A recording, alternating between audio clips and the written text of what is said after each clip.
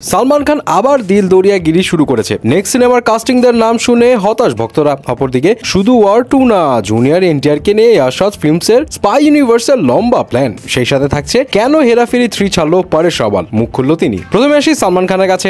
কাদের casting নিচ্ছে সালমানের next সিনেমার কাস্টিং এর ব্যাপার শুনে এমনই নাক শিটকানোর রিয়াকশন ভক্তদের। এমনিতেই সালমান ব্রেক না নিয়ে যে আর্মি অফিসারের রোল প্লে করে 2019 সালে ইন্ডিয়া চায়না ঢিসুম নিয়ে একটা মুভি বানাচ্ছে, সালমান ভক্তদের মধ্যে এটা নিয়ে একটা মিক্সড রিয়াকশন ছিল। বাট এখন জানা যাচ্ছে সালমানের এই সিনেমায় সুরজ পাঞ্চোলি, সোনাক্ষীর স্বামী জাহির ইকবাল এন্ড বডিগার্ড শেরার ছেলে আবির সিং কেও রাখবে। এন্ড এই ভাইগিরি দেখিয়ে এই কাস্টিং যে রাখছে সালমান, এইটা দেখে অনেকে বলছে ভাইজান নিজেকে সময় থাকতে বদলান, আরেকটা রেস্ট্রি কিংবা যাই হোক দেখতে চাচ্ছে না কেউ। দেখা যাক সালমান কি করে আসলে। এবার আসা যাক ওয়ার 2 এর কাছে। ওয়ার 2 তে জুনিয়র এনটিআর এর রোল কি ফাস্ট এন্ড ফিউরিয়াস এর মানে জেসন স্ট্যাথমের মতো হবে নাকি? বিষয় হলো আগামীকাল জুনিয়র এনটিআর এর বার্থডে উপলক্ষে ওয়ার 2 এর ট্রেলার রিলিজের ব্যাপারে বাম্পার সম্ভাবনা আছে। বাট এর মাঝে বলিউড হাঙ্গামা রিপোর্টস থেকে জানা যায় যে ওয়ার 2 তে জুনিয়র এনটিআর ভিলেন হবে ঠিকই, কিন্তু তার ক্যারেক্টার এমন হবে না যে একটা সিনেমাতে দেখা দিয়ে চলে যাবে, বরঞ্চ তার ক্যারেক্টার এমন ভাবে ডিজাইন করা হয়েছে যেন ইয়াশরাজ ফিল্মসের স্পাই ইউনিভার্সের বাকি মুভিগুলোতেও ভবিষ্যতে তাকে দেখানো যায়। আর এই কারণেই মনে হয়েছিল ফার্স্ট অ্যান্ড দ্য ফিউরিয়াস এর জেসন স্ট্যাথমের কথা,